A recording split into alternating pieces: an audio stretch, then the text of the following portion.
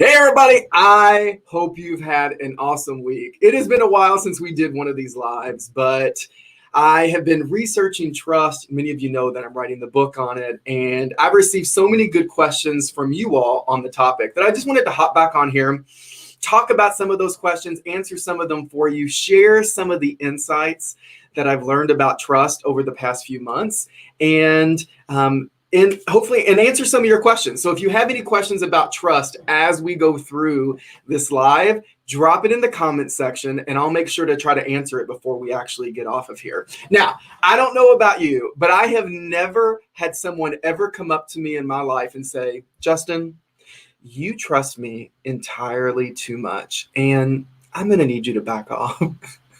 No one's ever done that, y'all. Life would have been a lot easier if some people in life, whether it was a boss, whether it was a friend, had said that, but it doesn't work that way. Every day, we are constantly trying to decide who we can trust, who we cannot trust, and people are deciding the same thing about us, which is why I just fundamentally believe that trust is our most important competitive advantage. Now, drop a yes in that comment box if you've ever heard that famous line, that quote, time is money. Drop a yes in there if you've ever heard that. Time is money.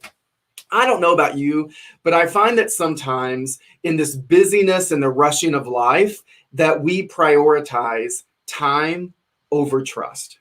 And we all lose in our relationships when we put time over trust. I'm going to prove it to you through a story. There is this famous kind of fast food Mexican chain that I really love going to all the time.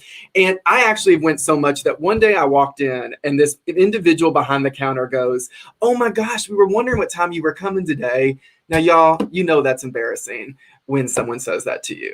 And, I was going so much. And one day I went into this restaurant and there was a worker who was new. And this lady comes and she takes my order, and I ordered a chicken cheese quesadilla and I wanted it grilled twice. Y'all, you have to get it cooked twice or grilled because you got to get it crispy and all that cheesy ooey gooiness. So they, from the time perspective, got it all right. They made my food. They put me down the line. I got to the counter. I paid. And I can see the lady back here on the grill machine. And she pushes the button once. She pushes the button twice. And then all of a sudden, I see her push the button a third time. And I'm like, this is going to be burned. And so I just kind of gingerly leaned over the counter and was like, "Hey, excuse me, ma'am. I just wanted it cooked twice." And I don't know if you all have ever seen The Exorcist, the movie. If so, you can drop a yes in there. But this is how it felt like it went down. And when I told her, I was like, "Hey, I just wanted it done twice," she just slowly cranks her head all the way around and goes, and the voice I heard was, "I know." And when she did that, I'm standing behind the counter and I feel so dismissed as her customer. And my blood starts to boil. My heart starts beating really fast. And all I could think of is, I am literally about to go to jail over a chicken cheese quesadilla. Now, y'all look at me. You all already know that I'm not going to make it in jail if I had to go. And I'm trying to get it together. And she brings this quesadilla over to the front of the counter, slides it really slowly towards me, turns around and walks off and heads over to the next customer. And I remember taking my food, taking it to sit down. And I'm sitting there and I'm thinking about what happened. And the only thing that I could think about was that I would never go back. So I finished my food. I walked out that door. And when I walked out, I took my loyalty with me.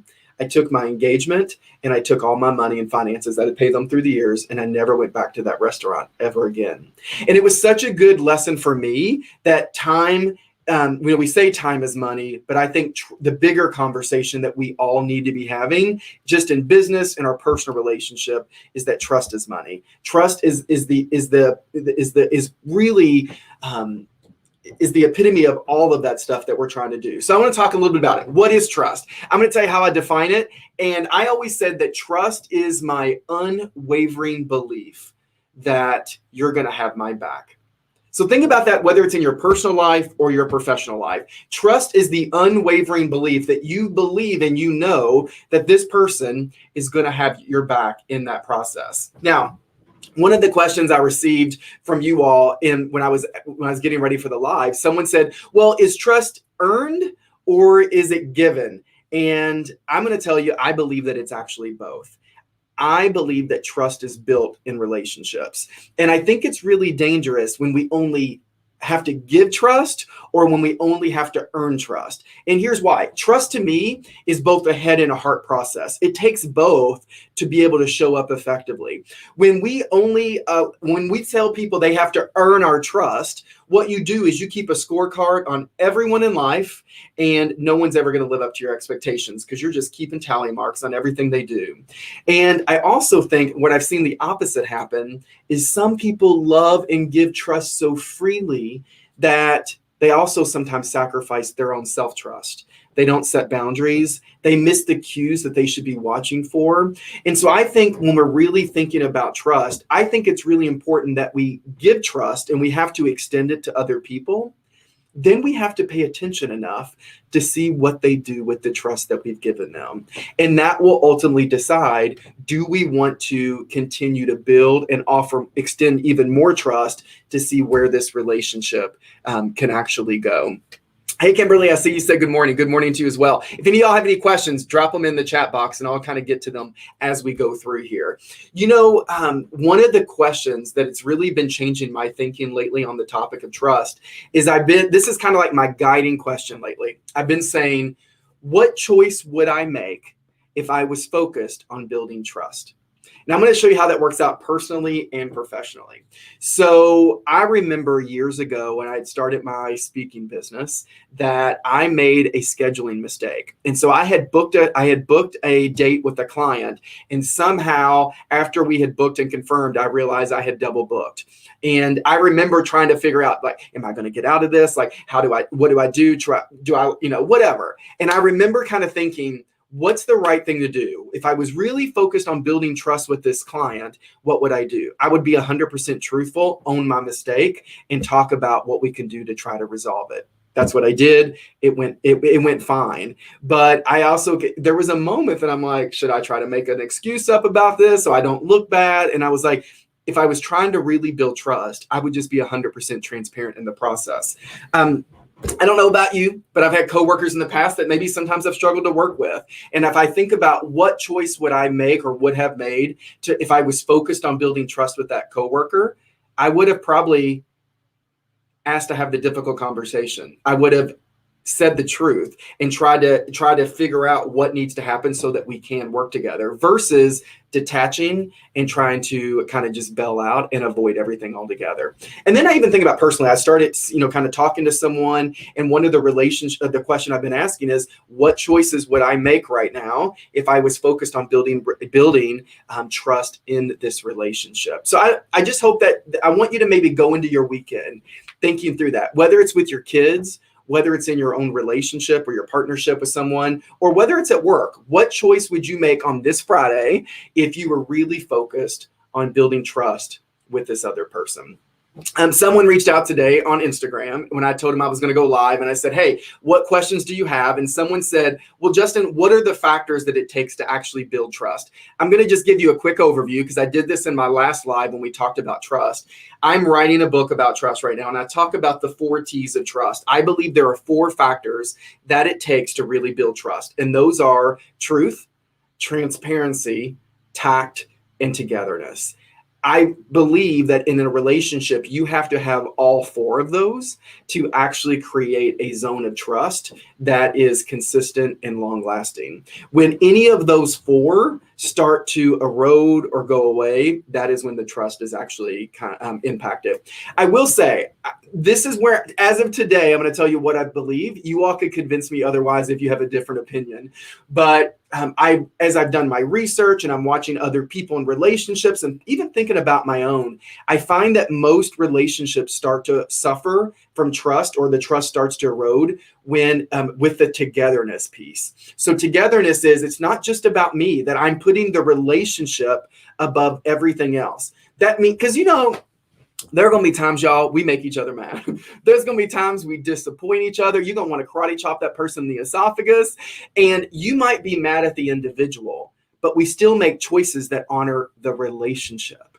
And sometimes the togetherness is, I need to love you enough to tell you the truth. I'm going to put the relationship before my need to just bail out and not tell you. I might have to take care of myself, but I'm going to do it for the relationship so I can show up my best in the relationship, not just about me and what I need for me. It's like, for me to show up my best in the relationship, this is what I need. So I'm going to be transparent about it. I'm going to talk to you about it. And we're going to decide if that's something we think we can do together, or do we need to go our own way. So for me, when I think about building trust, can I be truthful, transparent, tactful, and focus on togetherness? And I'm going to end by giving you, I hope, an analogy that kind of goes with it. And then, so one of the things I do in this keynote, I'm going to pull out something for you. I want to give you a reminder, like, how can I give you a visual on how to actually think of this? Now, I'm going to make myself look ridiculous for all of you right here.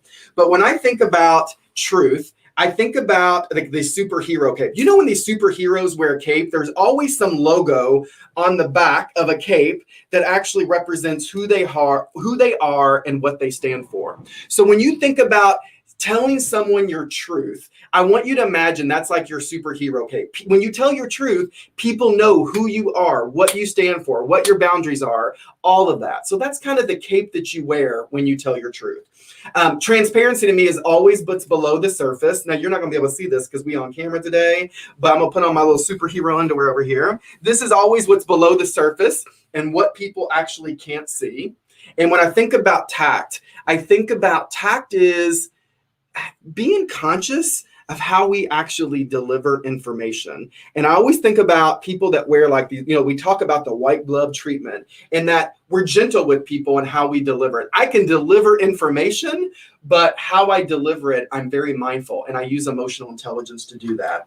And the last thing I would say when it comes to togetherness is it's a lot to do with empathy, that you quit just looking at yourself and you focus on how other people see things, and you do what's best for the relationship. And I always put on these crazy glasses when I talk about empathy, because Brene Brown always talks about empathy. We all see life through a different lens.